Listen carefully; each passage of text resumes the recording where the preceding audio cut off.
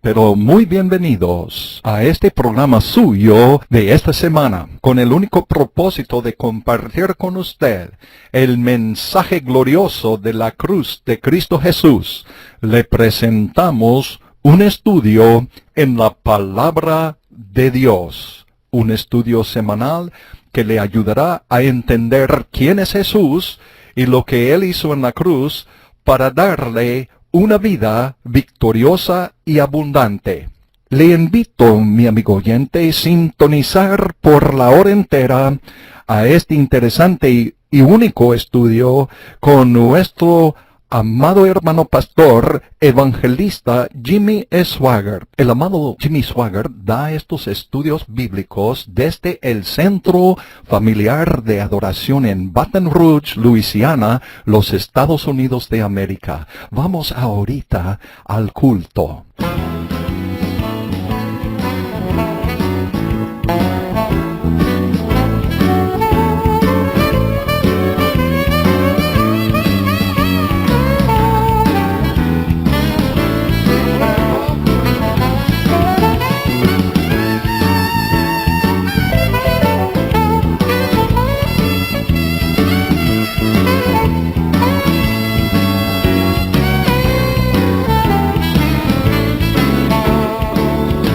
Gloria a Dios, aleluya. Me encanta esta música del Evangelio de Cristo Jesús que da gozo en el alma. Bienvenido hoy a un estudio en la palabra. Estoy encantadísima que usted ha sintonizado el programa de estudio, ya que usted es el motivo por esta programación. Permítame preguntarle, ¿está avisando a los demás acerca de un estudio en la palabra de Dios? Creo que sería el mejor favor que le haya hecho usted para ellos. Bien, cuando se inició el estudio hace unas semanas sobre la epístola del apóstol Pablo a los Gálatas, es, sin lugar a dudas, una de las epístolas singulares más importantes de toda la palabra de Dios. Y creo que es una de las más impactantes. No es la más importante, sino de las más importantes escritas, uno de los más importantes escritos por Pablo por la inspiración del Espíritu Santo. Una de las razones por qué esta epístola es tan valiosa, tan importante, y presentí que el Señor me instruyó a impartirla, es porque trata con el cristiano que presta atención a la doctrina falsa. Presta atención a otras cosas que no es el mensaje de la cruz. Y de ese modo se implica en todo tipo de problemas. El problema que se prolifera en la iglesia moderna, se multiplica en la iglesia ahora mismo.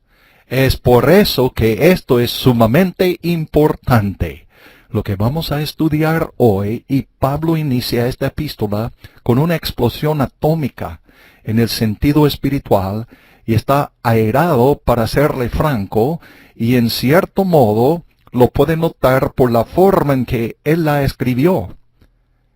Él prescinde de muchas sutilezas que emplean la situación de gran parte de sus epístolas.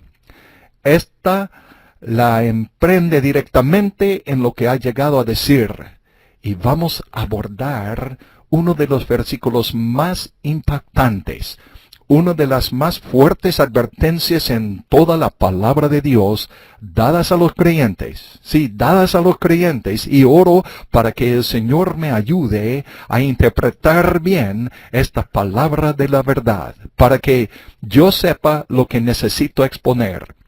Gálatas capítulo 1, versículo 8 de la Biblia de Estudio del Expositor. Y tenemos la porción ya lista para todos ustedes que desean tener un ejemplar para estudiar con nosotros en este programa radial, y se llama El Nuevo Testamento del Expositor, y puede adquirir su ejemplar por solo ir a nuestro portal de internet, y allá en esta página de internet puede ver un botón que dice español y al hacer clic en el botón le dará toda la razón. ¿Y cuál es la dirección de ese portal de internet? Es precisamente www.jsm.org.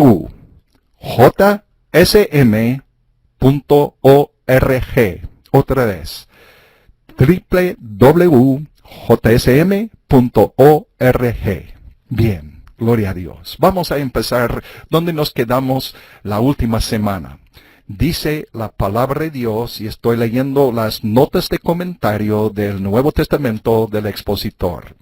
Mas aun si nosotros, Pablo y sus compañeros, o un ángel del cielo, una frase fuerte, o un ángel del cielo.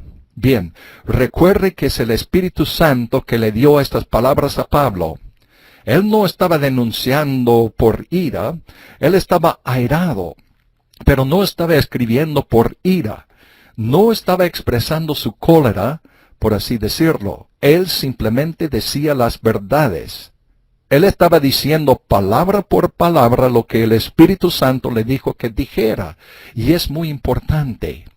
Él se expresaba tal como le dijo el Espíritu Santo que escribiera, y lo que hace importante de trascendencia más allá de cualquier comprensión. Él dijo, mas aun si nosotros, Pablo y sus compañeros, o un ángel del cielo, os anunciare otro evangelio de que os hemos anunciado, Jesucristo y el crucificado, es ese el evangelio que él predicó. Sea anatema, una frase fuerte, eternamente condenado. El Espíritu Santo lo dice a través de Pablo, que quede en claro que es algo muy serio. Leamos el versículo 9 de este primer capítulo de Gálatas. Como antes hemos dicho, también ahora decimos otra vez. En cierta ocasión pasada les había dicho la misma cosa, lo que hace que su defección sería aún más seria. Si alguno os anunciare otro evangelio, algo que es además de la cruz, del que habéis recibido, lo que salvó sus almas, sea anatema, eternamente condenado, lo que significa la pérdida del alma. Oremos. Nuestro bendito Padre Celestial, ayúdame hoy a interpretar bien la palabra de la verdad, a decir lo que le debo impartir a la gente. Te pido la unción del Espíritu Santo para mí y para la gente, para que oiga y reciba. Y te lo pido todo en el glorioso nombre de Jesús. Amén y amén. Como lo he mencionado hace un momento, es el Espíritu Santo quien le dio a Pablo estas palabras. No solamente la idea en general, sino cada palabra. El Espíritu Santo es realmente la inspiración. Le explicaré lo que es realmente la inspiración. Los autores de la Biblia, desde Génesis, y Moisés escribió Génesis, Éxodo, Levítico, Números y Deuteronomio, los primeros 5 libros de la Biblia, y 2 salmos por lo menos. Todos los autores, hasta Apocalipsis 22, versículo 21, escrito por Juan en la isla de Patmos, y también todos los demás, todos estos autores fueron inspirados por el Espíritu Santo. Fueron inspirados a escribir. O sea, que no fue algo de su propia imaginación.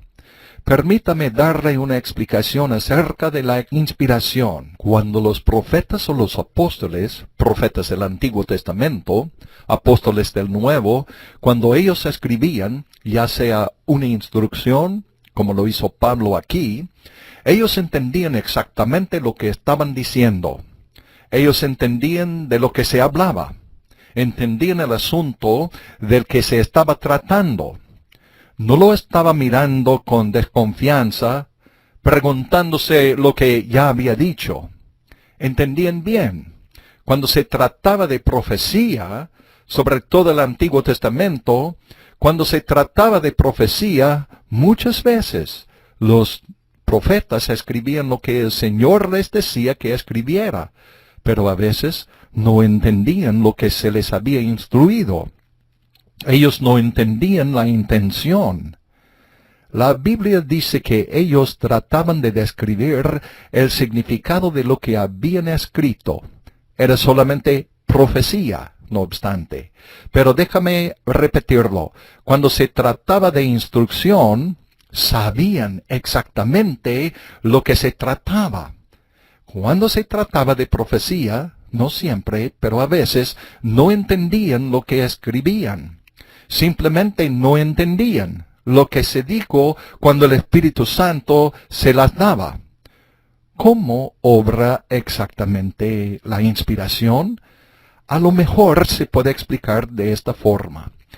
Es como el Señor, el Espíritu Santo, buscando el vocabulario del individuo disponible, su personalidad, su conducta, su temperamento o carácter espiritual, su educación, su conocimiento, independientemente de lo que sea, buscaba por su vocabulario en este respecto, tal como una computadora buscara en un libro ciertas palabras. Cuando el Espíritu Santo hallaba la palabra que contenía en su vocabulario, Él no requería que hablara afuera de su conocimiento. Él no requería que ellos hablaran lo que no sabían de lo que estaban diciendo. Él escogía las palabras, el vocabulario que ellos empleaban siempre, y ellos conocían y entendían, de acuerdo a sus antecedentes pedagógicos, cualquier que sea. Bien, algunos de ellos eran sumamente cultos. Pablo fue uno de los hombres más cultos que escribió la palabra de Dios. Él se graduó de la Facultad de Leyes en Jerusalén y en realidad estudió bajo el maestro más eminente, el maestro más grande de esa época, Gamaliel. Hay otros eruditos que creen también que Pablo ingresó, aunque la Biblia no lo dice exactamente, de la Universidad de Tarso. Ellos razonaban que él tenía demasiado conocimiento de la filosofía griega de no haberla estudiado en alguna etapa de su vida. De todos modos, ya sea que asistió a la Universidad Secular de Tarso o no, realmente no lo sabemos, pero fue uno de los hombres más cultos en escribir. Moisés era también muy estudiado. Hubieron otros, pero algunos no eran cultos en absoluto. Por ejemplo, Amós, el cosechador de higos silvestres y boyero. Y los discípulos, Mateo, Marcos, Lucas y Juan, no eran en absoluto de la aristocracia. Y Juan escribió hermosas prosas. Mateo, Marcos, Lucas, y Lucas era un médico. Era muy estudiado también, muy educado, y no hay indicio de que Mateo y Marcos lo fueran. Y muchos de los autores no eran estudiados. Pero, de todos modos, el Espíritu Santo estaba en busca a través del léxico que poseían, lo extenso o lo limitado que era el vocabulario de ellos, y hallar la palabra que él quería expresar. Bien, escúchame, no solo el pensamiento, sino cada palabra. ¿Me han escuchado? Lo repito, no solo el pensamiento, sino cada palabra. No solo de pan vivirá el hombre, sino de toda palabra que sale de la boca de Dios.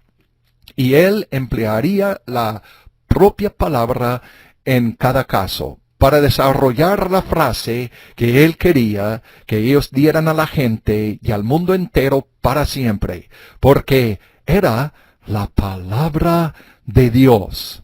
Es infalible, no hay errores, no hay contradicciones, y por eso cuando Pablo escribió estas palabras y todo lo que escribió, lo vuelvo a decir, no solamente estaba expresando su ira, no solamente estaba soliviantado y mostrando su inquietud, sin duda estaba perturbado estaba enojado, pero aún el Espíritu Santo escogió cada palabra que quería emplear, y cuando escribió, mas aún si nosotros, o un ángel del cielo, os anunciare otro evangelio del que os hemos anunciado, sea anatema.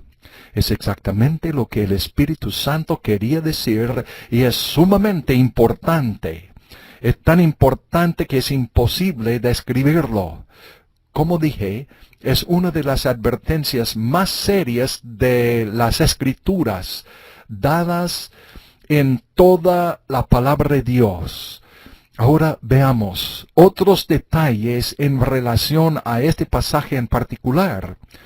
Porque entonces dijo, pero si aún, y luego en el versículo 9 dice, si alguno, no importa quién puede ser. Incluso dijo, o un ángel del cielo. Porque el Espíritu Santo quería hacer hincapié. Os anunciaré otro evangelio del que habéis recibido.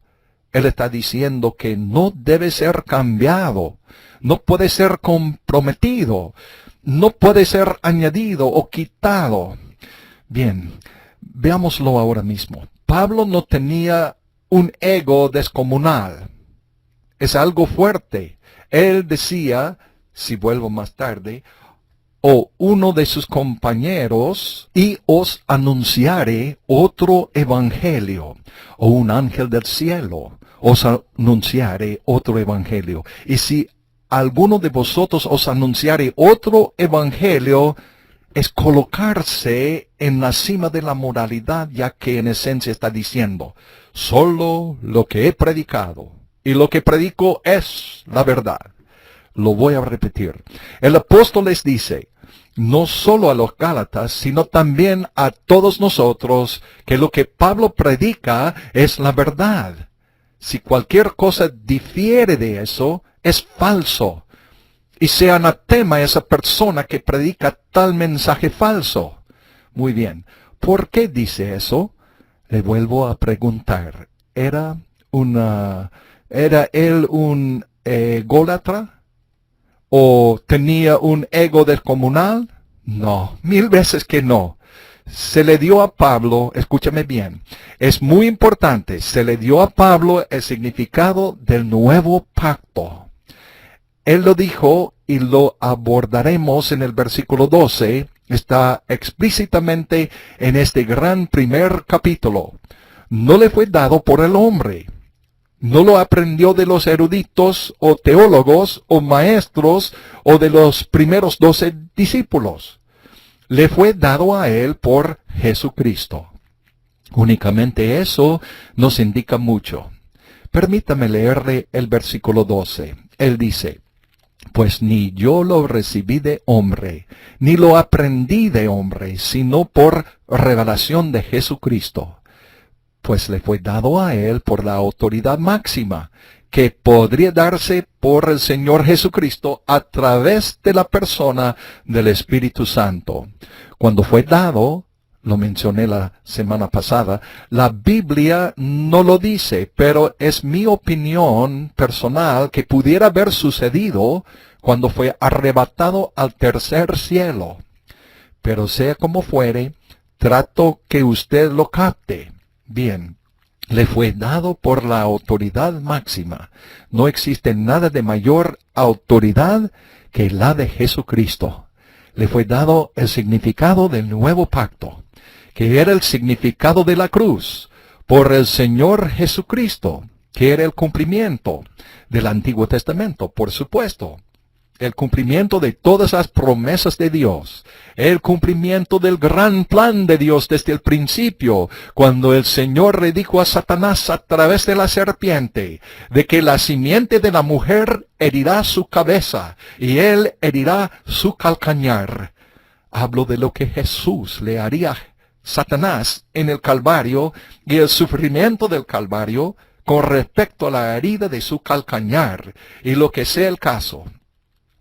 Muy bien, el nuevo pacto es de tal magnitud, ya que todo está en Cristo, que el Espíritu Santo, a través de Pablo, y lo vamos a estudiar luego, mucho más adelante en Hebreos capítulo 13, versículo 20, Él lo denominó el pacto o testamento eterno, y nunca tendrá que añadirse, quitarse ni sustituirse.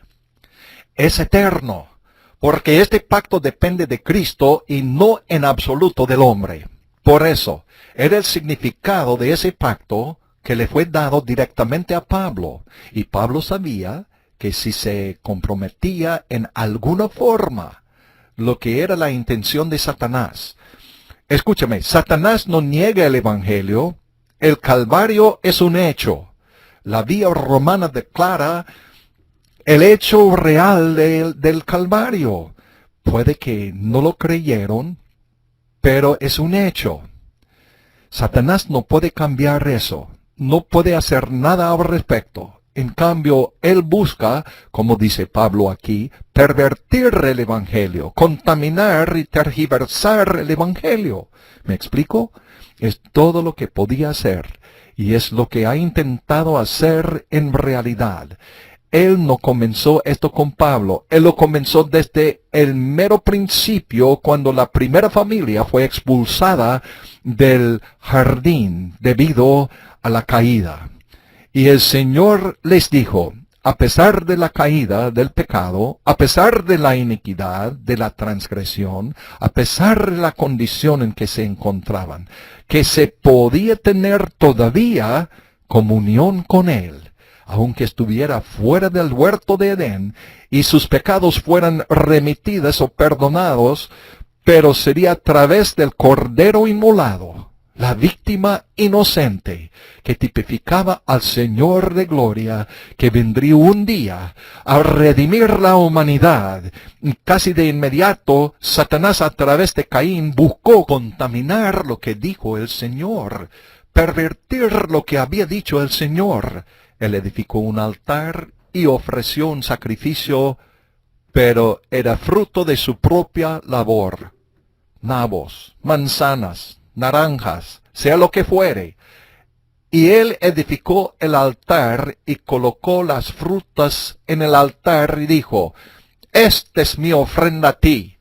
Él no negó que existía un Dios, no negó el poder de Dios, no negó la necesidad de un altar, no negó la necesidad de un sacrificio tampoco, pero decidió no ofrecer el sacrificio que Dios exigía, lo cual es el pecado de la humanidad.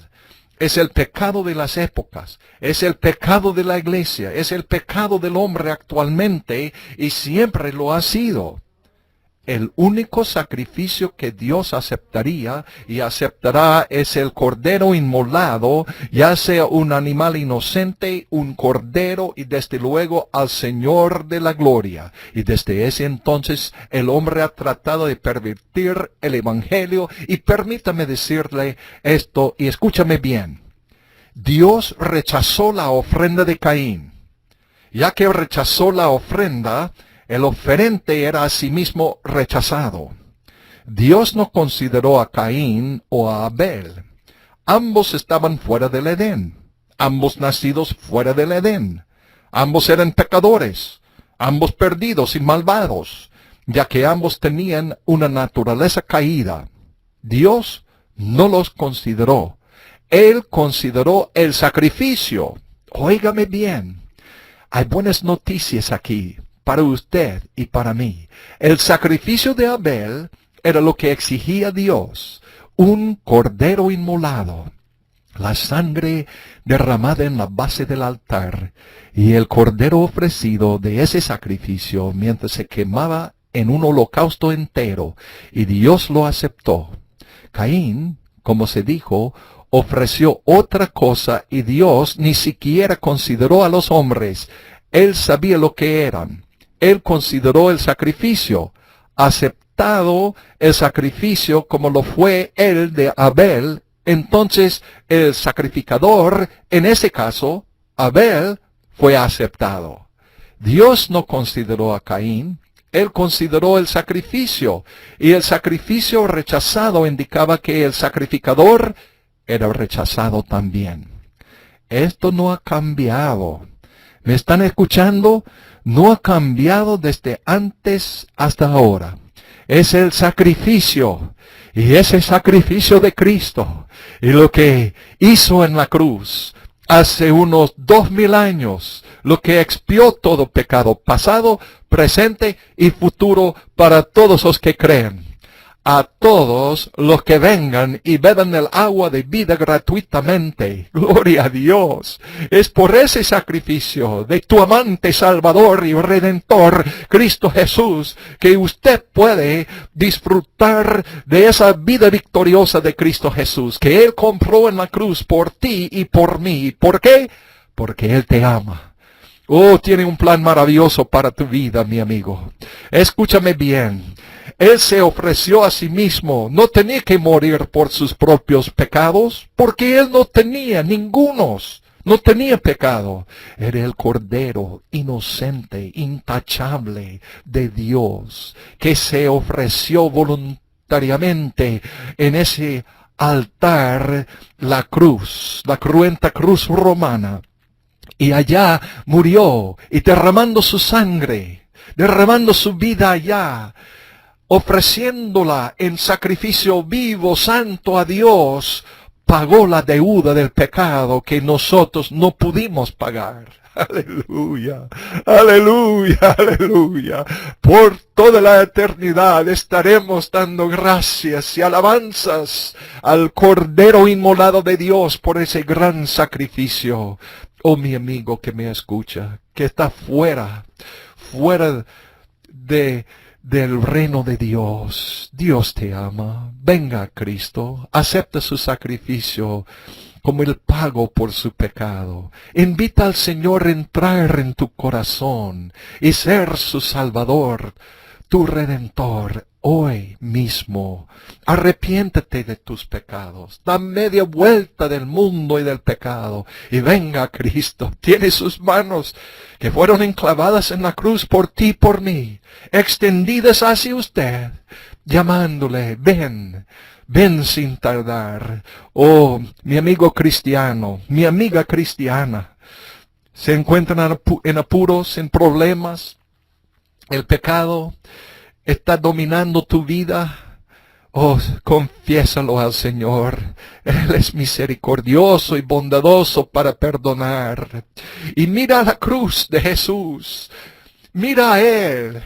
Él es la fuente. Su cruz, esa obra terminada allá en la cruz, es suficiente para darle la vida victoriosa y triunfante que Él compró allá con su sangre preciosa. Aleluya. Y mantenga su mirada de fe en Él y en lo que Él hizo en la cruz. Y serás libre del pecado, libre de la ley del pecado y de la muerte. Y vas a caminar en novedad de vida con Cristo Jesús. Aleluya, aleluya. ¡Qué historia! ¡Qué victoria! ¡Gloria a Dios! ¡Gloria a Dios! Que podemos estudiar uno de los pasajes más importantes que se encuentra en toda la palabra de Dios sobre la advertencia. Una advertencia por el apóstol Pablo, inspirado por el Espíritu Santo, a expresar las palabras exactas que el Espíritu Santo quería que dijera. Bien, voy a leer lo que dijo la Biblia de estudio del expositor del primer capítulo, versículo 8 de Gálatas. Mas aún si nosotros, Pablo y sus compañeros, o un ángel del cielo os anunciare otro evangelio del que os hemos anunciado, quien es Jesucristo y el crucificado, sea anatema. Eso es fuerte, amigo, eternamente condenado. El Espíritu Santo lo dice a través de Pablo, que es algo muy serio. Como antes hemos dicho, también ahora decimos otra vez. En cierta ocasión pasada, les había dicho la misma cosa que hace que su defección sea aún más seria. Si alguno os anunciare otro evangelio, algo que es además de la cruz, del que habéis recibido, lo que salvó sus almas, sea anatema. Son ya 2 veces que lo dice. Eternamente condenado, lo que significa la pérdida del alma. ¿Por qué estaba Pablo perturbado? ¿Por qué el Espíritu Santo quería que él diera esa fuerte amonestación? ¿Y qué es lo que quiere decir? Permítame, por favor, retroceder y preparar un poco el terreno de lo que estaba ocurriendo. Como le dije, en los estudios anteriores, Pablo y sus compañeros establecieron las iglesias en Galacia. ¿Cuándo exactamente fueron establecidas? No hay indicios. ¿Cuántas iglesias habían? Pues no se sabe tampoco. Y puede que haya sido solo una iglesia o tal vez haya sido varias. Pero de todos modos, Pablo había ido a esta región del mundo en la Turquía moderna y había predicado el Evangelio. Y un buen número de personas fueron salvas. Y una iglesia, varias iglesias, o quizá varias iglesias fueron establecidas. Había sido un formable avance del Evangelio. Vidas fueron transformadas y la gente fue sacada de la idolatría, del paganismo. Los Gálatas eran gente de la clase trabajadora, de la clase obrera. Ellos pecaban a fondo, bebían a fondo, vivían a fondo. No obstante, cuando aceptaron a Cristo, su mundo entero cambió. Todo cambió totalmente, como es obvio. Bien, en un momento dado, el apóstol se fue a otras esferas de actividades, lo que éstas pudieran haber sido. Y como se lo expliqué a usted hace una semana, los pastores que quedaron a cargo eran hombres que habían crecido y habían sido salvos bajo Pablo, y habían crecido en la iglesia. ¿Cuánto tiempo habían sido salvos? No lo sé. ¿Un año? Quizás 2 años, quizás 3. Cuánto tiempo haya sido, y algunas de estas personas el Señor había llamado a predicar y se quedaron a cargo de las iglesias o de la iglesia, sea cual fuere. Bien, quiero presentarle de nuevo lo que le presenté hace un par de semanas atrás.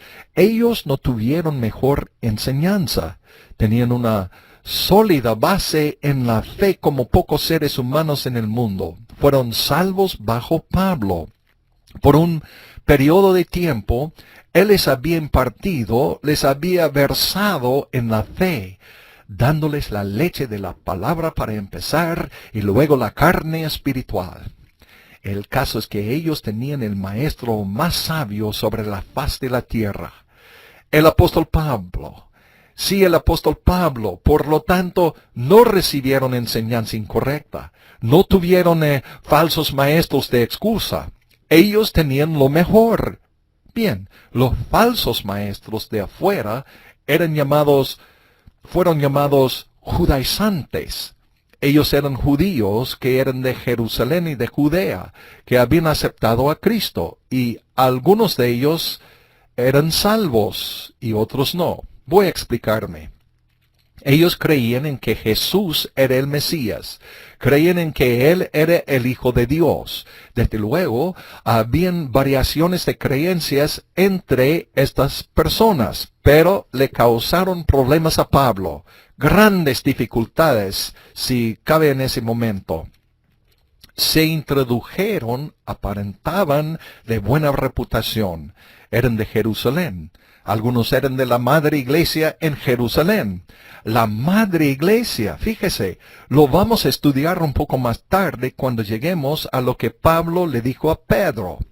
Y cuando se introdujeron, tenían buenos atributos. Ellos eran de Jerusalén, muchos de ellos de la madre iglesia, y sin duda la gente en Galacia se ostentaban de ellos. Lo más probable, ellos se habían codeado con algunos de los primeros apóstoles. Conocían la ley, imagínese, pero también enseñaban que para ser salvo o vivir más profunda la vida, fíjese bien, vida más profunda, o sea, un andar más profundo con Dios, más profundo de lo que tiene hoy, en esencia, estaban diciéndoles a los Gálatas que era preciso algunos rudimentos de la ley. y que precisaban entender que ciertos rudimentos de la ley eran necesarios para que fueran lo que debían ser en el Señor. Por ejemplo, los niños varones tenían que ser circuncidados a los 8 días. Los varoncitos de padres devotos tenían que ser circuncidados.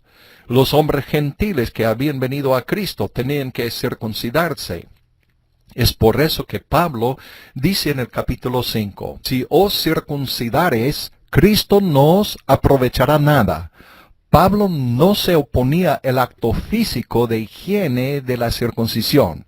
No se trataba de eso, pues la circuncisión era el símbolo físico del antiguo pacto, y ellos se aferraban al antiguo pacto, y trataban de mezclar el antiguo pacto con el nuevo. La verdad es que ellos no estaban interesados en el nuevo. Para serle franco, no estaban interesados en absoluto en el nuevo pacto. Querían obligar a los Gálatas de aceptar la ley. ¿Me explico? ¿Está claro? Ellos querían que los Gálatas creyeran en otras cosas además de Jesucristo y el crucificado. Bien, antes que nos adelantemos, ¿a qué se refería Pablo cuando dijo predicar otro evangelio? Se puede considerar de dos modos. Número 1. ¿Qué clase de evangelio predicaba Pablo? ¿Cuál era su evangelio? Él dijo sin rodeos, mas aun si nosotros o un ángel del cielo os anunciare otro evangelio del que os hemos anunciado, sea anatema. Así que, ¿cuál era el evangelio que predicaba Pablo? Número 1. Él afirma aquí que es la autoridad de la palabra de Dios. Afirma que su evangelio es el evangelio. Afirma que es el único evangelio. No es uno de los tantos, es el único mensaje. Es la única palabra, es el único evangelio. Es toda una afirmación. Número 2, ¿qué era? ¿Qué era? Bueno, está aquí mismo en las notas de la Biblia de estudio del expositor, el Nuevo Testamento del expositor, es Jesucristo y Él crucificado. En otras palabras, Pablo les enseñó que Cristo era la fuente de todas las cosas, y la cruz era el medio por el cual todo esto es dado, supervisado por el Espíritu Santo. Él enseñó la cruz, predicó la cruz a esta gente. Veamos su epístola a los Corintios. Bueno, seguiré en Gálatas. Gálatas 6:14 dice, mas lejos esté de mí gloriarme, sino en la cruz de nuestro Señor Jesucristo, por el cual el mundo me ha crucificado a mí y yo al mundo. Ese era su mensaje. La cruz. La cruz, la cruz, la cruz. ¿Está entendiendo? Y él dice, si alguno o un ángel del cielo es fuerte, aunque yo vuelva más tarde y os anunciaré otro evangelio, entonces sea anatema. Sabemos ahora lo que él predicaba, cuál era su evangelio. Y el motivo por que se mantuvo firme es debido a que se le había dado a él por el Señor Jesucristo. Era la culminación del gran plan de Dios. Es lo que el Señor había prometido desde el principio. Era eso y eso únicamente lo que salva el alma. Sí, 1000 veces que sí, el evangelio de Pablo es desechado. Si es rechazado, no pueda salvarse el hombre. Óigame, porque Jesucristo y el crucificado es el mensaje. Si se perdiera, se pierde todo. Téngalo en cuenta. El Señor no tiene 5 evangelios, o 4, o 3, o 2, o 2 y medio. Él tiene un evangelio solamente, y es Jesucristo y Él crucificado. La cruz, la cruz, la cruz. Pablo dijo a la iglesia de Corinto, porque la palabra de la cruz es a ellos locura a los que se pierdan, pero a los que se salvan es el poder de Dios. Él dijo también a la iglesia de Corinto, no me envió Cristo a bautizar, sino a predicar el Evangelio, no en sabiduría de palabras, para que no sea hecha vana la cruz de Cristo. En ese otro versículo, Primera de Corintios capítulo 1, versículo 17, se dice lo que es el Evangelio, lo que era y es su Evangelio, es la cruz de Cristo. No me envió Cristo a bautizar, sino a predicar el Evangelio, no en sabiduría de palabras, para que no sea hecha vana la cruz de Cristo. Aquí lo tiene. Puede seguir y seguir con eso, pero yo puedo seguir y seguir con eso, pero el mensaje de Pablo era Jesucristo y Él crucificado. ¿Y qué era lo del otro mensaje que era tan terrible? Preste mucha atención. Realmente no importa lo que era. Si no era Jesucristo y Él crucificado, y únicamente eso, no se le puede añadir ni tampoco quitarle. Si es alguna otra cosa, es otro evangelio. Bien, quiero hacerle una pregunta. ¿Cuántos predicadores hoy predican lo que el Señor le dio a Pablo? ¿Cuántos? ¿Cuántos predican la cruz? Y me refiero a que la mencionan de vez en cuando, sino, yo no refiero a eso que la mencionan de vez en cuando, sino como lo predicó Pablo. ¿Cuántos? Quiero decir lo siguiente, no lo digo con sarcasmo y tampoco por falta de respeto. Quiero decir lo que creo que el Señor, tengo que decir lo que creo que el Señor quiere que diga. Y voy a tratar de decirlo de la mejor forma. Señoras y señores, si el mensaje, óigame, damas y caballeros, si el mensaje que usted escucha en su iglesia, su predicador preferido por la televisión o por la radio, o publicado, o independientemente de donde sea, si ellos no predican a Jesucristo y Él crucificado como la solución de toda necesidad del hombre, entonces sea lo que sea que predican, no importa que tan bueno parezca, no es el Evangelio. ¿Me escuchan? No es el Evangelio. Y no va a resultar en personas salvas y vidas transformadas y libradas del yugo del pecado. Bien, dudo en mi espíritu si debo decir lo que tengo en mi corazón ahora mismo. Y creo que lo haré. El mensaje del llamado, una vida de propósito, no es el Evangelio.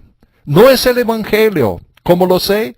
Porque no están predicando la cruz. Bueno, ellos la mencionan de vez en cuando, pero no predican la cruz. El mensaje de la confesión no es el Evangelio. Está lejos del Evangelio. Para serle franco, la supuesta doctrina, palabra de fe o mensaje de confesión, repudian la cruz, llamándola miserias pasadas.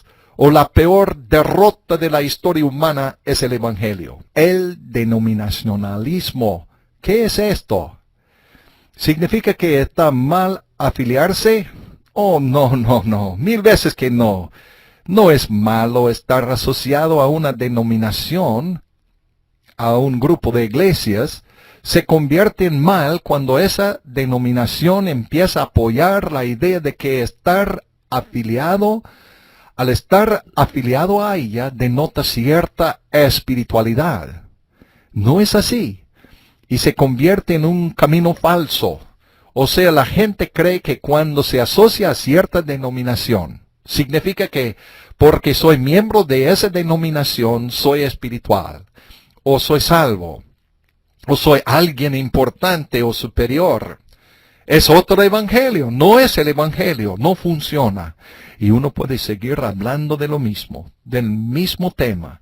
Usted entiende lo que digo. Bueno, le diré que una iglesia que tiene una cruz encima, y nuestra la tiene, o levantan una cruz en algún lugar, no quiere decir que están predicando la cruz. Damas y caballeros, puede que sea, pero no necesariamente.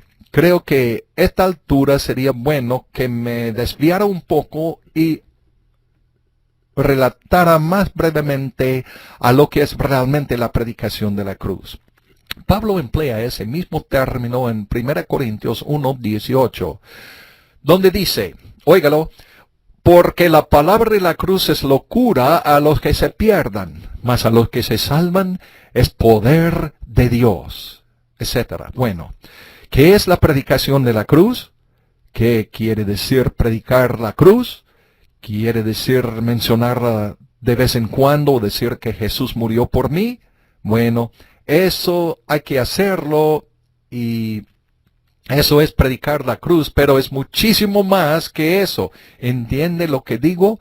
Trataré de ser breve, pero el creyente debe entender que todo lo que recibimos de Dios nos llega exclusivamente por medio de Jesucristo. ¿Me entiende? Todo de Dios nos viene a través del Señor Jesucristo. El Espíritu Santo no se glorifica, Él glorifica a Cristo. ¿Por qué? Es porque todo nos llega a través de Jesucristo. Y el medio por el cual nos viene es lo que Él hizo en la cruz. Lo que Él hizo en la cruz, el precio que se pagó allí, el derramamiento de su sangre, al darse, entregarse en sacrificio, un sacrificio que complació a Dios, que Dios aceptó. La cruz es el medio. Todo ello supervisado por el Espíritu Santo. Romanos capítulo 8, versículo 2 dice, porque la ley del Espíritu de vida en Cristo Jesús me ha librado de la ley del pecado y de la muerte. Muy bien. El predicador, al predicar la cruz, debe predicarlo para la salvación. Sin derramamiento de sangre no hay remisión de pecados. Porque de tal manera amó Dios al mundo, que ha dado a su Hijo unigénito, para que todo aquel que en él cree no se pierda, mas tenga vida eterna. Venid todos los sedientos, y los que no tienen dinero. El gran profeta Isaías dijo, estemos a cuenta, dice el Señor de los ejércitos, si vuestros pecados fueron como la grana, como la nieve serán emblanquecidos, si fueran rojos como el carmesí, vendrán a ser como blanca lana. Predicarlo para salvación es la única manera en que el hombre puede ser salvo. Cuando un predicador creyente viene a Cristo, él no entiende nada acerca de la cruz, pero ese es el medio por el cual es salvo, ya sea lo entienda o no. Y ahora, es aquí, la segunda parte, que es lo que en realidad enseñó Pablo, y es esto. Hay miles y miles, decenas de miles de predicadores que predican la cruz para salvación, pero no para la santificación. ¿Cómo vivir para Dios? Ellos predican otra cosa. Y allí es donde radica el problema. Es el problema que se introdujo a los Gálatas. Los judaizantes estaban diciéndoles a los Gálatas que para ser salvos, para vivir una vida victoriosa, para crecer en la gracia y el conocimiento del Señor, para poder desarrollarse en el Señor, crecer fuerte en el Señor, había de agregar estas otras cosas como el bautismo en agua, o quizás la circuncisión, o guardar el sábado, sea lo que fuere el caso, y ese es erróneo, no es el Evangelio. Tan importante que es la cruz para la salvación, es tan importante para la santificación de nuestro vivir cotidiano para Dios. No queda tiempo y quiero seguir en el programa de esta próxima semana de cómo la cruz de Cristo es el medio por el cual vivimos una vida victoriosa. Victoria sobre el mundo, la carne y el diablo, y la única manera en que se puede vivir una vida victoriosa. No se lo pierda. Estoy muy agradecido por su sintonía y creo que si usted puede seguir con nosotros, va a ver a Jesucristo como la única fuente de todo lo que Dios tiene por nosotros y por medio de su obra terminada en la cruz, que se llama la cruz por el Espíritu Santo. Por Él y por la cruz de Cristo Jesús tú puedes recibir esta vida victoriosa. ¿Cómo? Por la fe. Solo mantenga su fe en Cristo y lo que Él es y lo que Él hizo en la cruz por nosotros. Gloria a Dios. Que Dios los bendiga y no olviden invitar a sus vecinos, amigos, colegas del trabajo a sintonizar también a esta misma hora. O puede descargar el mismo programa gratis por iTunes Podcast. Y allá le dará la razón cuando usted pone en el buscador el título de este programa, Un Estudio en la Palabra de Dios, y le dará toda la razón para descargar este programa gratis y puede compartir estas mismas enseñanzas bíblicas sobre Cristo Jesús y lo que Él hizo en la cruz por nosotros con sus familiares, sus colegas de trabajo, sus compañeros y amigos. Que Dios los bendiga. Le amamos mucho en el Señor. Hasta la próxima.